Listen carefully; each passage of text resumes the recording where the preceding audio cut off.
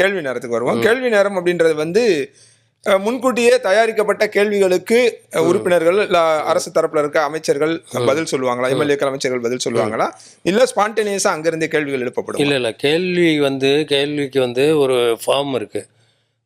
உறுப்பினர் அவங்க தொகுதி பிரச்சனையா ஒவ்வொருத்தரும் ஒரு 10-20 கேள்வி கொடுப்பாங்க, எழுதி கொடுத்துருவாங்க அந்த செக்ஷன்ல.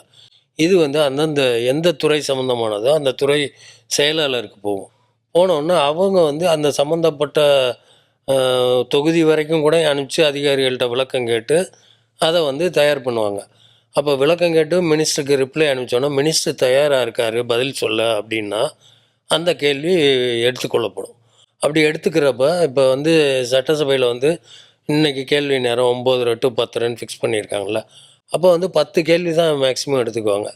இந்த 10 கேள்வியில் பார்த்திங்கன்னா முதல் நாளே பிரிண்டடாக கொடுத்துருவாங்க கேள்விகள். இவர் இந்த உறுப்பினர் கேள்வி என்ன யார்கிட்ட கேட்க விரும்புகிறன்றதையும் முன்னாடி என்ன கேள்வியோ அந்த விவாதத்துக்கு எடுத்துக்கிற கேள்வியை முதல் நாள் எல்லா உறுப்பினருக்கும் கொடுத்துருவாங்க.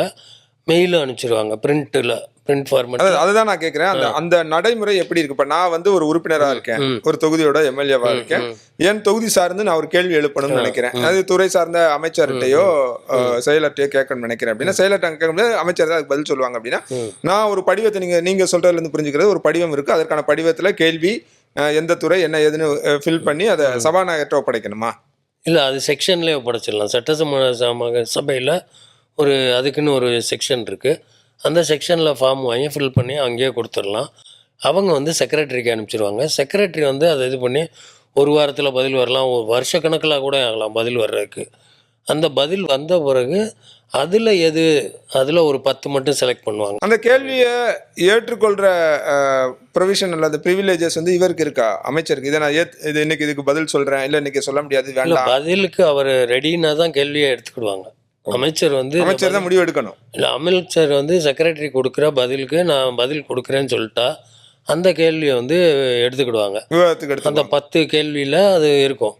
இந்த 10 கேள்வி மேக்ஸிமம் 10 கேள்வியில் இந்த 10 கேள்வி கொடுத்துருவாங்க. ஒரு நாளைக்கு கேள்வி நேரத்தில் 10 கேள்வி தான் அதிகபட்சம். 10 கேள்வி இருக்கும்.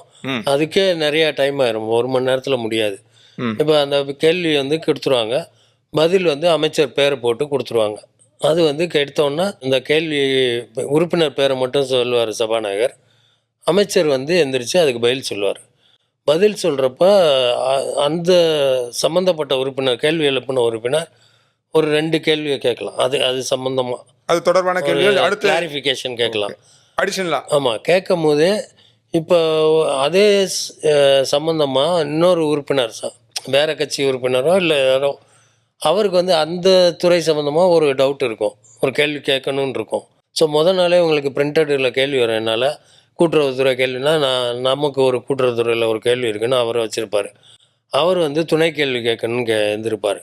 அதுக்கு அலோவ் பண்ணுவாங்க. அவங்க ஒரு துணை கேள்வி கேட்டுக்கலான்னு அது 1-2 பேருக்கு அதுக்கு சான்ஸ் கொடுப்பாங்க. அது சபாநாயகரோட இதை பொறுத்தது. அடுத்தெல்லாம் எவ்வளோ துணை கேள்வி கேட்கணும்னு அதிகபட்சமாக அவையில் 1 மணி நேரம் கேள்வி நேரத்துக்காக ஒதுக்கப்படும். இல்லை அப்படி இல்லை. அப்படியெல்லாம் இப்போ 9:30 to 10:30 கேள்வி நேரம்னு வச்சுக்கோங்க. 10:30 ஆனவுடனே கேள்வி முடியல இருக்குது அப்படின்னா என்ன செய்வார், சபாநாயகர் பெல் அடிச்சுட்டு அவை அனுமதியுடன் கேள்வி நேரம் நீட்டிக்கப்படுகிறதுன்றாங்க. ஸோ 11 மணி வரைக்கும் கூட போகும். இது முடிஞ்சால் அப்படியே கேள்வி நேரம் அப்படியே அடுத்த கேள்வின்னு போகும்.